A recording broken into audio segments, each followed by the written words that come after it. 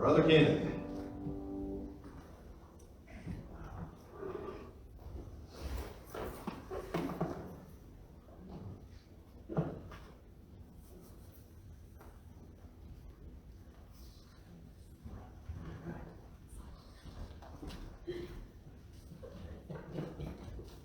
This one's still on? All right. Well, whether under a Nero or an oppressive theocratic church, such as the Catholics in history, or under any oppressive government, or whether we are in a time of peace and tranquility and ease, let's remember moment by moment, in both moments, we're kept in His love, and God has seen His church through many peaceful times and very tumultuous times in history. We think of ourselves, where would we have been in the days of Roman persecution? Where would we have been in the days of the power struggles that happened throughout the Dark Ages, the Middle Ages, or during the time leading up to the Reformation? The Reformation was not a peaceful time. Many astounding men, many intelligent men of the Word, also did some pretty terrible things to other fellow believers. And over the last 300 years, we've enjoyed a form of relative peace, at least in the West, outside of a few very tumultuous times. God is blessed, but He has preserved His church through it all. I say that in recognition of the tumultuous time that's going on right now in the nation. I kind of figured it would end up in chaos, but I understand that God appoints rulers and God brings rulers down. This nation is not above judgment. And we live in a particular nation where really the people who are in power are oftentimes reflective of the people themselves. This isn't like the days where the Catholic Church said, this is how it's going to be. We live in a somewhat representative culture, and if our government leaders are deceitful, are evil, are psychotic, I'll just say psychotic because that word fits in there pretty well. What do you think about the people who put them there? That's something to think about. But don't lose hope. We still have a job to do as the church, no matter what happens. And in that, I would like to invite you over to 1 Thessalonians chapter 2. 1 Thessalonians chapter 2, and you can also keep a bookmark in Acts 17, as oftentimes through this book I've had to refer back, or I've preferred to refer back. So those who haven't been following along, I've decided to go through 1 Thessalonians, and a part of going through any book, especially when there is historical data within the text of the New Testament itself, I often find that it's best to refer back and see what the context is, what's going on. Just a very brief refresher. This is Paul's second missionary journey. At this point, he's in Corinth. He had tried to do some work back in Asia Minor. The Spirit did not allow him to. The Spirit said, literally gave him a vision, said, no, you're going to go to the area of Macedonia. We recall the vision of Paul receiving the vision, and they said, and they were all convinced that Macedonia was the way to go, and they end up in Philippi, and the first thing that happens in their preaching is they get beat without trial. And we went through that a little bit. Well, Paul, being a Roman citizen, could have appealed up and said, hey, they beat a Roman citizen without trial, and you could have been put to death if you were a magistrate or someone in authority, and you had a Roman citizen beaten without being condemned. Your life was in danger at that point. But he didn't press that, which kind of plays into quite a few things in Paul's ministry. But then he ends up in Thessalonica. And in Thessalonica, he's there for maybe up to a month. There, at least 3 weeks. It was at least 3 Sabbath days he was there. And as the Jewish synagogue saw their ranks depleted, they got some scoundrels in the market.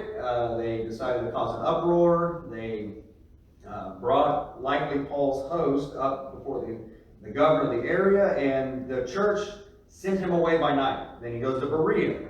Does the same thing there. But basically the same thing sort of happened. They found out he was preaching there. People were coming to know Jesus, and so they sent a crew to go get him. And he ended up in Athens. The events of Athens happened, and from Athens he goes to Corinth. And by this time he is probably wore out. He told the Corinthians, he told the Corinthians that he came with much fear and trembling. He did not come as likely as confident as he was beforehand. I mean, let's think about it. He just received a vision from God, and the first thing that happened to him was he was beaten without a trial. And then he gets run off the next 2 places, and he's in Athens. His soul is stirred within him with the idolatry. He is able to give a defense of the faith amongst the epicenter of Greco-Roman culture, and philosophy, and religion. And now he's in Corinth, and Corinth was also another city well given to idolatry, a very wealthy city, but a very, let's just say, Las Vegas of the Roman world. And so he's there. He receives word from Timothy and Silas, who had gone back to see what the church was doing in Macedonia. And he is relieved in many things, but he's also writing this letter to encourage him, to explain a few things. And this is where we find ourselves in chapter 2. So in chapter 2, we're going to see a little bit here of a defense, if you will. If you will start in verse 1, and we'll read through verse 12. For you yourselves know, brethren, that our coming in unto you was not in vain, but after we had already suffered and been mistreated in Philippi, as you know. Note that, as you know. A phrase that's like that, remember, or as you know. If you can underline those in this, or keep a tab on them, do so. We had the boldness in our God to speak to you the gospel of God amid much opposition or in conflict. For our exhortation does not come from error, impurity, or by way of deceit or guile, if you will. But just as we have been approved by God to be entrusted with the gospel, so we speak, not as pleasing men, but God who examines our hearts. Verse 5, for we never came with flattery speech, as you know, nor the pretext for greed, God is witness, nor did we seek glory from men, neither from you, from others, even as though apostles of Christ we might have asserted our authority. But we proved to be gentle among you, as a nurse tenderly cares for her own children, a nursing mother. Having so fond an affection for you, we were well pleased to impart to you not only the gospel of God, but also our own lives, because you had become very dear to us. For you recall, brethren, our labor and hardship, how working night and days, so as not to be a burden to any of you, proclaim to you the gospel of God. Verse 10, you are witnesses, and so is God, how devoutly and uprightly and blamelessly we behave toward you believers. Just as you know, once again, how we were exhorting and encouraging and imploring each one of you, as a father would his own children, so that you would walk in a manner worthy of the God who calls you in his own kingdom and glory. Pray with me, please. Jesus, I know Lord, the gravity of the task of expounding upon your word and teaching. May each one of us who do so with the mind that, Lord, you hold us accountable. And Lord, you also hold us accountable for how you've blessed us with being able to read your word, understand your word. But it's not because of another person that we will be judged for or even punished in this life or blessed. Not because of a preacher, a teacher, Lord, but the knowledge that we have and the responsibility that we have and that you have given us and the life that you've shown us and where you've led us. Lord, I pray you to open our hearts to your word and allow truth to have its way with us. Lord, you are the way, the truth, and the life. And there is none other. I pray this in your precious name. Amen. All right, so what we have here, the only way you have what's here, in my opinion, is Paul is giving a defense against accusations pitted against him.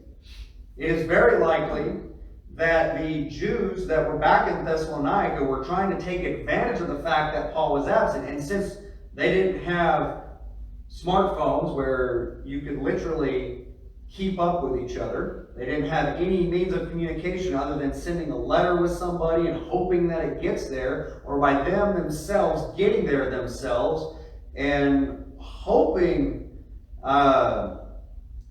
that, you know, who's there is there, and that you can get what you need communicated across to them, or that you will be able to at least answer anything when you're there. Without any ability to immediately communicate, the Jews would likely have been taking time to try to discount the gospel of Jesus and Paul himself.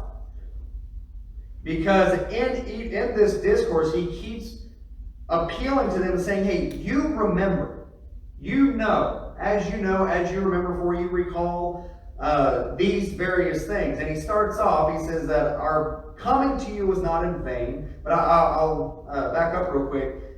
He obviously had received some form of good news from Silas and Timothy when they had come back to him, reporting good news saying, hey, the church is doing well. As a matter of fact, I believe he had received a gift from the Macedonian area. So Macedonia is the area, then the cities of Thessalonica, Philippi, and so on. But he had received a gift, and then he could kind of stop his working, and he could devote more time to teaching and preaching the gospel and bringing up the church there. But it would be obvious that the Jews, and really ultimately Satan, was pitted against the gospel of Christ and people coming to them. And the Jews just saw their ranks completely depleted in a matter of a month.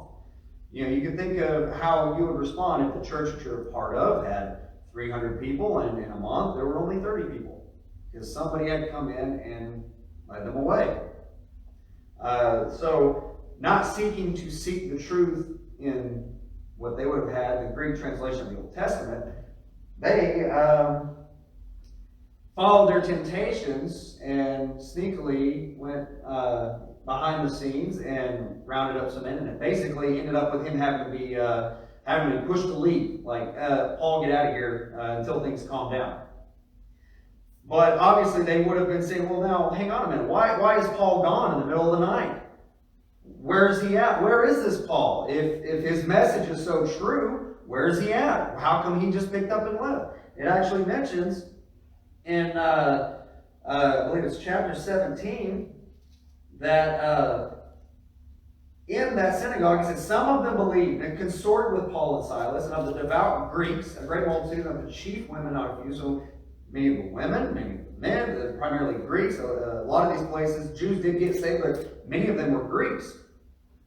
And it was common in that day for someone to come along with a message. Communication didn't spread like it does today. And they could, what's that term called? Basically, they're imposters. They put themselves out to be somebody, and basically they're just selling you snake oil. And all they're trying to get is your money. They're trying to get glory from you. They're trying to get something of a more sensual nature, of a more physical nature. Well, these were likely the accusations being pitted against Paul. Continuing on, he says, after we had suffered in Philippi, verse 2, he says, as you know, we suffered these things in Philippi. We were mistreated, we were beaten and condemned. He says, we had boldness, even in the midst of that, we had boldness in our God to speak to you the gospel of God amid much opposition and much conflict. For our exhortation, he says, does not come from error, impurity, or deceit, guile. He's like, this is not what this is coming out of. But we have been approved by God. Now remember, at this point, he's at least somewhat seasoned as a missionary. He's already had one missionary journey that had quite a bit of success. So from an experiential point, he's been approved. and entrusted with the gospel. And so he says, we speak not as pleasing men, but God who examines the hearts. So he's appealing to them. It's like, hey, listen to how he spoke. Look at how he spoke to you in the midst of what had already happened, and what eventually did happen, of course. He says, do you think that we came in deceit or impurity or in guile? It says we didn't come with flattering speech, as you know. Once again, he's appealing back to how he was among them. Nor were they pretext for greed. We didn't come here for money. God has witnessed this. Nor did we seek glory from men, either from you or from others, even as though as apostles of Christ we might have asserted our authority. Now, I want to really focus on that for a second. As apostles of Christ, we might have asserted our authority. Now, an apostle in Greek is apostolos. That was actually translated into Latin as missio, which came into English as missionary. So missionaries are really a type of apostle, although I still draw that distinction between the 12 and those that are sent out. Barnabas is actually called apostle. So missionary is just the Latinized word of apostle. But as an apostle, as a leader in the church, as an elder of a church, this church has started and it's young, he had authority. He had an authority. And the churches that are well established have this task of, at least in ways, supporting those who are given to, or who are devoted to the preaching and teaching of the word. Now, I can go off into a massive rabbit trail, as in how do you pay them? In what context? Do you pay them? Do you not pay them? Do you support them? And in what ways? However, he says we could have asserted authority, but we didn't. And that goes back to Philippi. When he was Philippi, he got beat, thrown into prison, and he comes out, and he could have said, hey, I was beat uncondemned as a Roman. You know, hang these guys. They could have been killed. But he didn't do that. He had every right, but he didn't. So may I say that one way that you, and this may come into our context in looking at church leadership, one way you can look at an elder in the church is how is it that they assert the authority that they are given. And that could transfer into work, that could transfer into family. How is it that they assert their authority? How do they use their authority? If they have every right to speak out against somebody because of an offense, how do they do that? Or do they do that? Do they handle it in a different way? Or do they accept being wronged? That kind of makes me think of 1 Corinthians 6, where he's talking about Christians suing other Christians, bringing them to the magistrates and to the law and taking them. He's like, you know what? It would be better for you to be wronged and accept it than for you to make a public display of fighting within the church amongst the godless. But anyways, he says, I had every right to do this, to exact a support from you. I had every right to say that and to do that. I had every right to be commanding, but he didn't do it.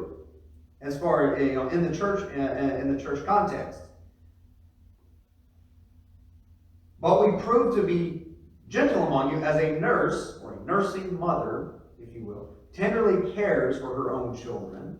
So he says, instead of being a dictator, instead of really throwing out our will among you, being a church, being a formed church, he says, we were as a nursing mother caring for you. Whatever your needs were, that's what we meant. I know Miss Lee has this coming again where she's going to be worried about what her child needs. And it's going to revolve around the child. Every so many hours. And I know every mama in here knows that feeling where it really doesn't matter what you want. It matters what that 3-day-old baby or 2-month-old baby or that 18-month-old or that 18-year-old son that just hasn't moved out yet, I guess. But but no, he says, hey, among you, we cared for you as a mother does her child. Having so fond affection for you, we were well pleased to impart to you not only the gospel. They didn't just come preaching the gospel. They imparted their lives. They invested themselves. As much as he could, that's what he did. And he did that for 18 months in Corinth, at least. About a year and a half to a year. He invested himself. And that's a part of his overall testimony when you look through Acts and all the accusations through Paul's life that were thrown at him, he often appeals to, look how I was among them. And continuing on, he says, you recall, you remember, you know, if you will, brethren, our labor and hardship, how working night and day so as not to be a burden to any of you, we proclaim to you the gospel of God. Another attribute, I think, of an elder of the church, is he a burden to it? And this goes for any, pastor, teacher, elders, whatever. And it doesn't necessarily mean that they have money given to them, but are they a burden? Or do they do everything necessary for them to ensure, hey, yes, I've got church elders, whatever my duty is in the church, whether it's eldership or not, whatever. Am I being a burden? Or am I doing what is necessary that God has called me to do?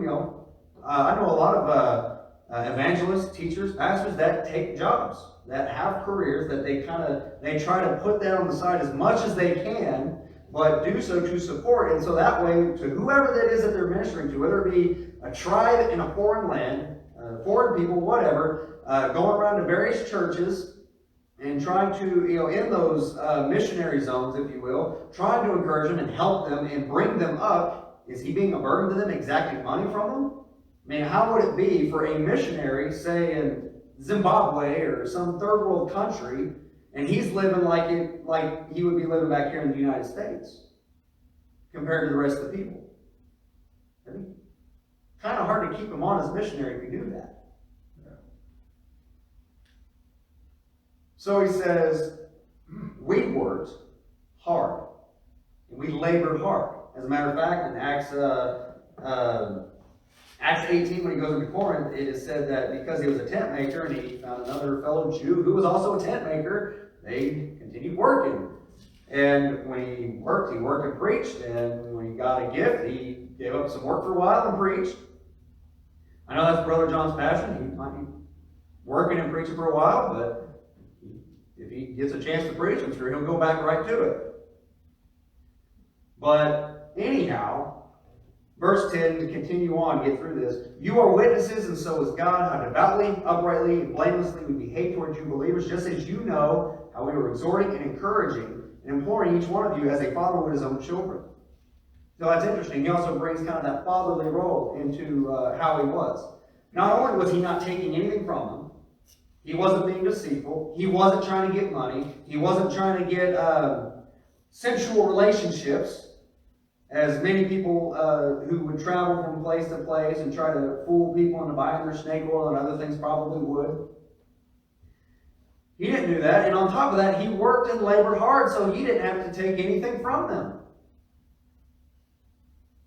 Even though they had just given him a massive gift, very likely. They were probably part of one of the groups of the church that had given him a large gift in Corinth. But they cared for their needs as a young church, as a mother nurses her baby and cares for the baby. Every need, that's what they did. On top of that, in the midst of all that, they were exhorting, encouraging, imploring, teaching, and bringing them up and pushing them and exhorting them to come up to the level that they need to be effective witnesses for Jesus, and basically just sanctification. Every church, every member of every church is in this ongoing process of sanctification. And again, one of the things we look for in church eldership is, are they doing that very thing? I imagine it's a very hard thing, especially when you have larger congregations. And on top of that, not only do you have to encourage, correct, teach, implore, bring people up, you've got to also care for them as a nursing mother does her baby in various ways. You have to tend to their needs as opposed to just your own needs. And on top of that, you have to maintain your testimony, your image of, I'm not being deceitful, I'm not trying to gain anything out of you other than your sanctification and your upbringing. so that they would walk in a manner worthy of the God who calls them into his own kingdom and glory. Yeah. Because he says this at the end of the chapter, chapter 2, verse 19, he says, our crown of joy, rejoicing, or exaltation, rejoicing anyways, says, is it not you in the presence of our Lord Jesus that is coming? For you, he says, are our glory and joy. In the midst of all of the trials and tribulations that he had come to at this point, being beat at the first place, you got to think, wait, a modern missionary, someone in the church, you think today, and at least in the West, you'd be saying, hey, Paul, are you sure it was Macedonia God was calling you to? Other places start with an M, You can try some of those places, maybe? And then he gets run out of town in Thessalonica by a mob, essentially. Gets run out of Berea, deals with Athens, is now in Corinth, dealing with all that, and we know Paul's first letter to Corinth was not a very pleasant one. But in the midst of all that, he maintains his integrity as an elder appointed in the church. In this case, apostle. And so,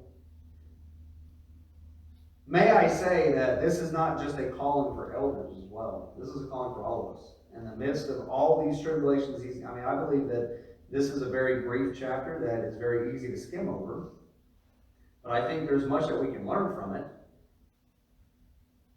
And what's interesting in all this, when he's giving this defense, he's not talking ill of those accusing him. I just actually thought that, and I was like, he's not. He does say that wrath is coming upon them. But there's no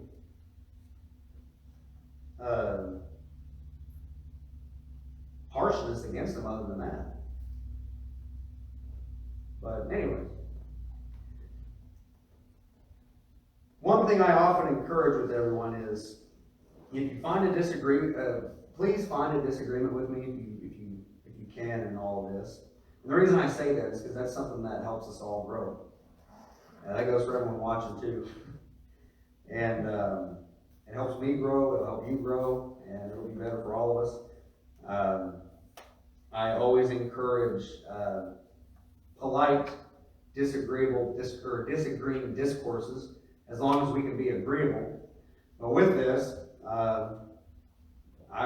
we will pick back up in verse 13, continue to the end of the chapter, and hopefully make some good way through this. Heavenly Father, we